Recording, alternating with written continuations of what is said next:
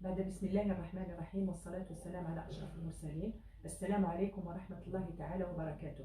أخواتي المناضلات، إخواني المناضلين، بداية أتمنى لكم عام سعيد مليء بالصحة والهنا. كان بودي أن ألتقي وإياكم، لكن نظرا لهذا الظرف الصعب الذي يعيشه العالم بأسره والمتمثل في جائحة كورونا، ارتأينا أن يكون لنا يوم دراسي عبر صفحة الحزب بتقنية المباشر يجمعنا بكافة إطارات الحزب من أطباء ومناضلين، لنتطرق من خلاله إلى مواضيع هامة تخص المنظومة الصحية بصفة عامة والصحة العامة بصفة موضوعية. أخواتي المناضلات وإخواني المناضلين، كما تعلمون أن وباء كورونا كوفيد-19 يعتبر من بين أخطر الأوبئة الذي تشهده البشرية في الوقت الراهن، والذي اكتسى خطورته نتيجة سرعة انتشاره. وكما يعلم الجميع أن السلطات العمومية قد اتخذت جملة من التدابير الوقائية للحد من انتشاره ومكافحته، حيث أصدر رئيس الجمهورية السيد عبد المجيد تبون مجموعة من التعليمات الرامية إلى احتواء الكارثة بوضع حلول للتصدي لهذا الوباء عن طريق التنفيذ الصارم للتدابير الوقائية الصحية وضمان المرافق الصحية العمومية وتوفير المستلزمات الضرورية من كمامات ووسائل التنفس، مع مواصلة التحضيرات اللازمة لإطلاق عملية التلقيح ضد وباء كورونا وفق تنظيم محكم. ولا بد الذكر أن الانتشار السريع للجائحة دفع إلى تجنيد كل الهياكل الاستشفائية لمحاربة هذا الوباء، مما أثر على نوعية علاج المصابين بالأمراض المزمنة، سيما المصابات بسرطان الثدي باعتباره ينتشر بسرعة. وبالتالي استضفنا اليوم بمقر الحزب الزميلة الدكتورة المحاضرة المختصة في أمراض النساء والتوليد السيدة معزة نجاة للتعرف بهذا المرض والتطرق إلى كيفية التكفل به. الدكتورة معزة، نرحب بكم اليوم في مقر حزب جبهة التحرير الوطني. تفضلي الدكتورة لإلقاء محاضرتكم حول موضوع سرطان الثدي. بسم الله الرحمن الرحيم. Je remercie d'être convié au sein du parti. Je vais parler aujourd'hui du cancer du sein, surtout quand il est pris à ses débuts. Donc, comme on sait, c'est une tumeur maligne la plus fréquente chez la femme, suivie du cancer du côlon, ensuite du poumon. Une femme sur 8, voire 60 000 nouveaux cas par an dans le monde. 75% après 50 ans, 25% avant, dont 10% avant 40 ans. Même si le cancer du sein chez l'homme est rare, néanmoins, il représente environ 1% des atteintes de la femme. Épidémiologie, donc comme on a vu, l'âge, plus la femme est âgée, plus elle a un risque de faire un cancer du sein. Génétiquement, il y a maintenant les mutations BRCA1, BRCA2 qui favorisent l'apparition des cancers du sein dans la même famille, les descendants.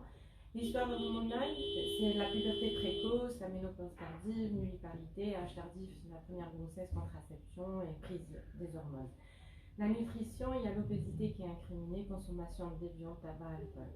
Et en plus les antécédents familiaux. Voilà, quelques chiffres. En Algérie, l'incidence du cancer du sein progresse régulièrement et actuellement on a enregistré plus de 14 000 nouveaux cas chaque année. Ce type de cancer est le premier chez la femme, à la fois dans les pays développés et dans ceux en développement. Voilà. Les mutations BRCA1, BRCA2, la transmission est dominante, pénétrance variable, lien intime entre cancer du sein et cancer de l'ovaire, cancer du sein contralatéral, maintenant aussi le pancréas et le côlon. La consultation d'oncogénétique doit être établie, on doit faire une information, construction des arbres généalogiques, estimation du risque, recherche des anomalies génétiques, anomalie des résultats. Simulation, surveillance spécifique, voire chirurgie prophylactique. La prévention elle se fait sur deux niveaux, le dépistage individuel à la recherche des facteurs de risque. Dépistage de masse, toutes les femmes de 50 ans jusqu'à 74 ans doivent bénéficier d'une mammographie toutes les 2 ans, face plus oblique externe avec double lecture. Le diagnostic est clinique, D'abord, c'est la patiente qui doit faire son auto-examen. Elle se fait chaque cycle de façon mensuelle chez la femme qui n'a pas de règles. À la recherche d'une masse, voussure, déformation, ganglion axillaire, écoulement sanglant, unipore ou unilatéral, inflammation, modification de la peau garde, toute rétraction ou masse doit imposer une consultation, voire une radiologie. L'examen médical, une fois par an, palpation des nodules, adénopathie, des modifications de la peau, des seins et du mamelon, découverte d'une lésion infra-clinique au dépistage doit faire pousser le diagnostic. Donc, faire un diagnostic radiologique, la mammographie, recherche d'opacité, des micro-classifications, une distorsion architecturale, classification ACR en général, à partir de la classification ACR4, doit imposer la recherche d'un cancer. L'échographie mammaire est systématique, recherche aussi de nodules, voire IRM en cas de doute diagnostique. La classification. Voilà. L'examen chirurgical, bon, le diagnostic doit se faire par cytoponction, microbiopsie, macrobiopsie. Il y a la technique du ganglion sentinelle et surtout l'immunohistochimie dont la conduite va en découler. La recherche des récepteurs hormonaux progestatifs et oestrogènes, le status R2 et en plus l'agressivité de la tumeur, c'est l'index de prolifération de Ki67. Le diagnostic pour bilan d'extension, en première intention, on fait une radiologie thoracique, échographie hépatique abdominopelvienne. Sur les signes d'appel, on fait un TAP, TDM thoraco-abdominal, IRM cérébral, PET scan au besoin. Le traitement chirurgical conservateur, c'est la lympectomie selon les critères carcinologiques pour traiter les petites tumeurs inférieures à 3 cm jusqu'à un stade 2B. Par contre, le traitement radical, c'est la mastectomie en fonction du stade, les stades avancés, et qui sera accompagné d'un curage axillaire. Le traitement adjuvant, il y a le traitement néoadjuvant qui est visé avant le traitement chirurgical pour réduire la taille de la tumeur, et le traitement complémentaire après la chirurgie. Il y a la chimiothérapie qui consiste à 6 cures espacées de 3 semaines. Il y a la polychimiothérapie en cas, surtout quand c'est un trip négatif, mais il y a des effets secondaires tels que l'asthénie, alopécie, nausée, cytoprénie qu'il faut prendre en considération. La radiothérapie, quand on fait un traitement conservateur et surtout en complémentaire à notre prise en charge chirurgicale et chimiothérapie. Voilà, la toxicité à l'écutanée, cardiaque, 5 contralatérales, pulmonaire, dysphagie, sarcome, radio-induit. L'hormonothérapie, quand il s'agit d'un positif au récepteur d'œstrogène et au récepteur de progestérone, il se fait pendant 5 ans, inhibiteur de l'aromatase pour les femmes ménopausées, le tamoxifène pour les non-ménopausées. Il y a aussi le traitement ciblé, c'est la target thérapie. L'accompagnement doit être, le patient doit être à l'écoute des directives et aussi le médecin doit être à l'écoute de la symptomatologie du patient. La coordination doit être multidisciplinaire avec les autres facteurs de la prise en charge. Accompagnement social, prise en charge de psychothérapie, surtout sur le plan psychologique de la patiente, et la prise en charge aussi de la douleur. La surveillance, ça doit être à vie, par des mammographies, échographies tous les ans, examen clinique tous les 6 mois, pas d'autres examens systématiques. L'objectif, c'est diagnostiquer précocement une récidive, qu'elle soit locale dans le sein traité ou contralatéral, aussi à la recherche des métastases. Sur le plan anatomopathologique, il y a plusieurs types de cancers. Il y a le carcinome canalaire in situ infiltrant, il y a aussi le carcinome nodulaire in situ infiltrant, il y a la maladie de Paget, il y a d'autres cancers. Les traitements innovants prometteurs, il y a pour le cancer hormonodépendant des inhibiteurs de l'aromatase qui visent à bloquer la production des oestrogènes. Il y a l'étude Mona Lisa 7 à tester en situation métastatique une thérapie ciblée.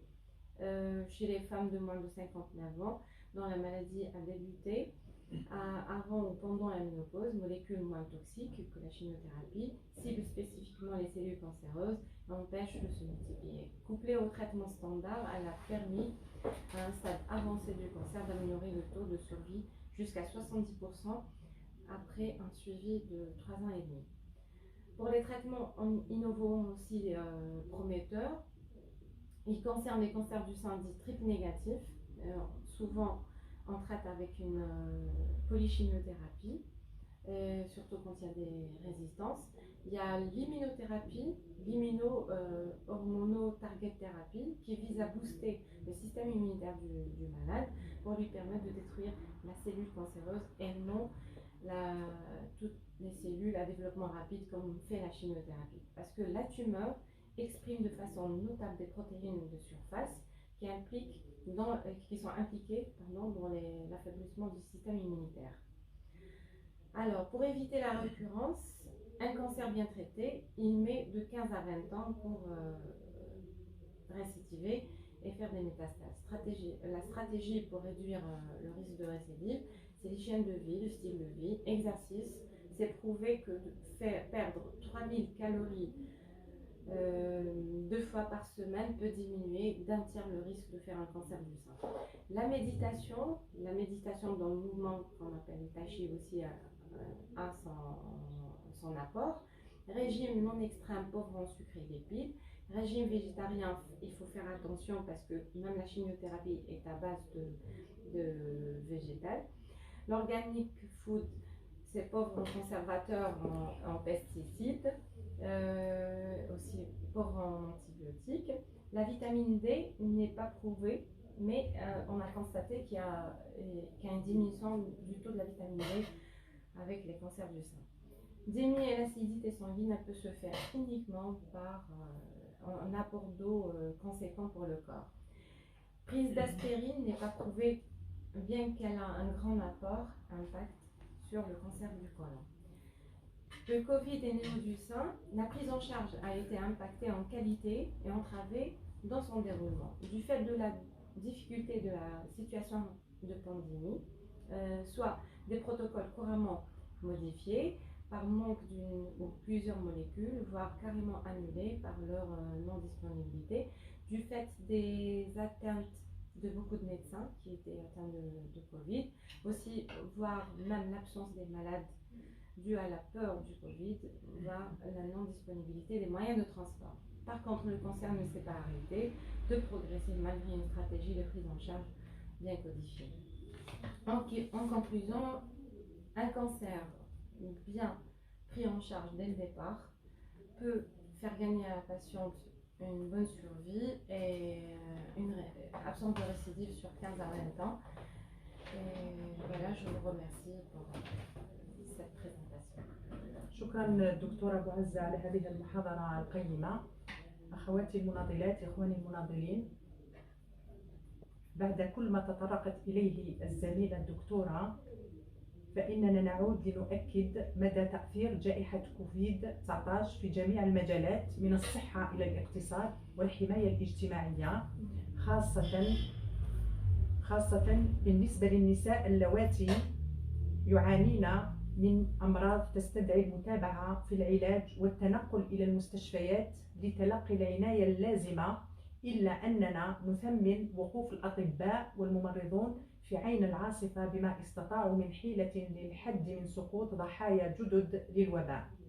وبناء على كل ما سبق ذكره، وبالرغم من التنظيم الذي سطرته السلطات العمومية لتحسين التكفل بالسرطان، إلا أن جائحة كورونا أعاقت كثيرا هذا التكفل، حيث سجل تأخر كبير في إجراء الفحوصات المبكرة بالماموغرافي حسب الأخصائيين بسبب غياب وسائل النقل والتخوف من العدوى بالفيروس، وبمراكز الفحوصات بالأشعة التي أصبحت تستقبل أيضا المصابين بكوفيد-19. وانطلاقا من هذا توصلنا إلى مجموعة من التوصيات التي من شأنها أن تساهم في تحسين الوضع وإيجاد الحلول البديلة والمناسبة في هذا المجال، والمتمثلة فيما يلي: أولا، المشاركة عبر الصفحة الرسمية أو الرابط الرسمي للحزب من خلال إرسال عناوين مواضيع تهمكم للمناقشة فيما يخص القطاع الصحي. ثانيا، اقتراح أفكار من شأنها أن تساهم في إثراء برنامج قطاع السياسات الصحية. وأخيرا، لفت انتباه السلطات المعنية وخاصة وزارة العمل والضمان الاجتماعي لإيجاد الحلول المناسبة للتكفل بالمرضى الذين يتوجهون للعلاج في القطاع الخاص الذي لعب دورا تكامليا غير تنافسي نظرا لخوف المرضى من القطاع العمومي المكتظ بمرضى كوفيد-19. وشكرا، ونلتقي لاحقا في مواضيع أخرى إن شاء الله.